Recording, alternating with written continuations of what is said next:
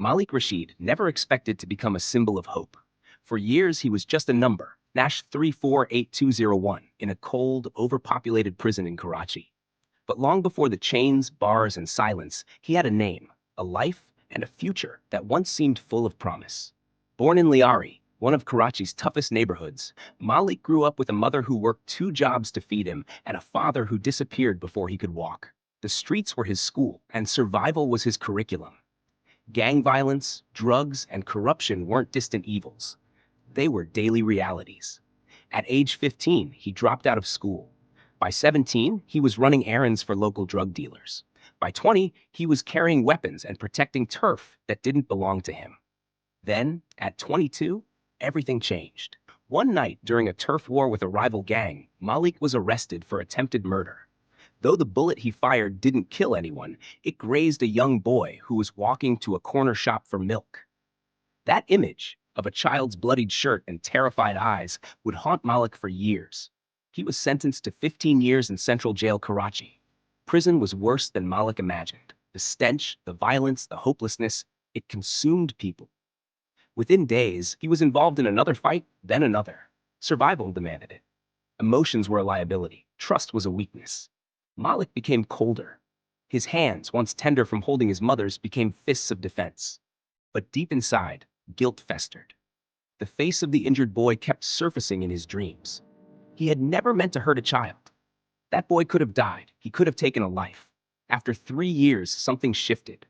An elderly man named Baba Farid, a former teacher turned inmate, began conducting informal classes in a corner of the prison courtyard. Few attended. But one afternoon, bored and restless, Malik sat nearby. Baba Farid was talking about redemption. "You are not what you did," he said, his voice gentle but firm. "You are what you choose to become next." Malik scoffed. Redemption? That was a word for the privileged. But Farid's words stayed with him. One day, Baba Farid approached Malik directly. "Why are you wasting your life?" he asked. "Because it's already wasted," Malik muttered. "No," Farid said, "you were thrown in a pit, but you're not a tree. You can climb out." That night, Malik sat with Baba Farid. For the first time in years, he listened, he learned about faith, literature, and the stories of men who rose from ruin. Nelson Mandela, Malcolm X, Abdul Sattar Eddy. He devoured books on philosophy, psychology, and faith. He began writing, pouring his pain into notebooks. He started attending Farid's classes regularly and even helped teach younger inmates to read and write. Then came his 7th year in prison. That year, a local NGO began a rehabilitation program inside the prison. They offered vocational training, carpentry, textile work, digital skills. Malik enrolled in everything. He became the best student in every class. Addressed to the boy he had accidentally hurt years ago, he poured out his regret, his shame, and his transformation. He never expected a reply. But 3 months later, a response came. The boy, now a teenager named Samir, wrote, "I forgive you. I hope you make your life mean something. I'm trying to do the same." That letter broke Malik. He cried for the first time in a decade. In 2020, after serving 13 years with good behavior and active participation in rehabilitation programs, Malik was released 2 years early. He walked out with a duffel bag, a few hundred rupees, and a heart full of unknowns. The world had changed. Smartphones, ride apps, social media, all foreign. The city looked different, faster, less forgiving. He applied for jobs, but no one would hire an ex-convict. Rejection after rejection pushed him close to the edge again. Then he remembered Samir's letter. Make your life mean something. So he did. The birth of Second Chance. With help from Baba Farid, now also released, and the NGO that supported his rehabilitation, Malik started a small community initiative in Lyari called Second Chance. At first, it was just a rented room and a whiteboard, but soon former inmates began showing up. Young addicts, homeless kids, school dropouts, people the system forgot. Malik taught them carpentry, literacy, ethics. He gave them food, shelter, and dignity. Word spread, donations trickled in, volunteers joined.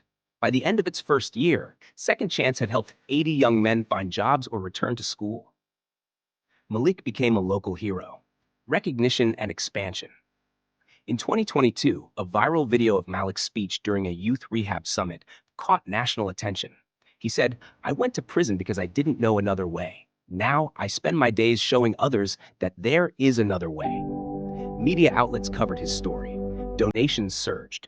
International NGOs reached out. With new funding, Malik expanded Second Chance into a full-fledged organization offering vocational training, counseling, legal aid, family reunification services, work placement partnerships.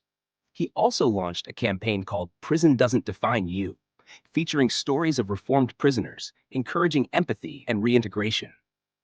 Malik was invited to speak at universities, government panels, and even TEDx Lahore. The boy from Lyari who once held a gun was now holding a mic, sharing his journey, advocating for prison reform, giving back to where it began. But Malik never forgot the prison walls that broke and rebuilt him. Every month he returned to Central Jail Karachi, not as an inmate but as a mentor. He taught inmates the same lessons Baba Farid once taught him. He also started a scholarship fund for children of prisoners, naming it after his mother, Ami's Light. One of the first recipients? A boy named Samir, the same boy Malik had once harmed. Samir had grown into a bright young man, wanting to study psychology. Malik paid his first semester fee anonymously, but Samir found out and asked to meet him. In a tearful reunion, the two hugged like long-lost brothers. The power of redemption. By 2025, Malik had helped over 4,000 ex-prisoners reintegrate into society, partnered with 5 national NGOs, secured corporate internships for reformed youth, advised government panels on criminal justice reform, published a memoir titled Bars and Bridges, now a bestseller, launched a prison podcast hosted by inmates called Voices Behind Bars. When asked how he achieved it all, Malik simply said, "Someone believed I was more than my worst mistake. So now, I do the same for others."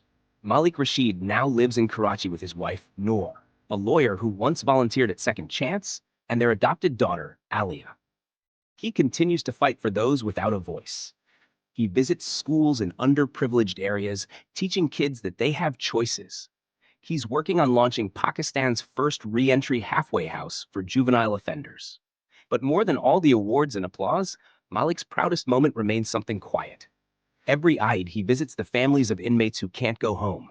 He brings gifts for their kids, hugs their mothers, and reminds them, "You are not alone." From prison bars to philanthropic stages, Malik's story is a testament to what's possible when society stops throwing people away and starts reaching out. He is not his crime. He is his transformation. In a world quick to cancel and condemn, Malik Rashid stands as a reminder. Redemption is real. Change is possible, and even the most broken souls can become beacons of hope. Because every life deserves a second chance.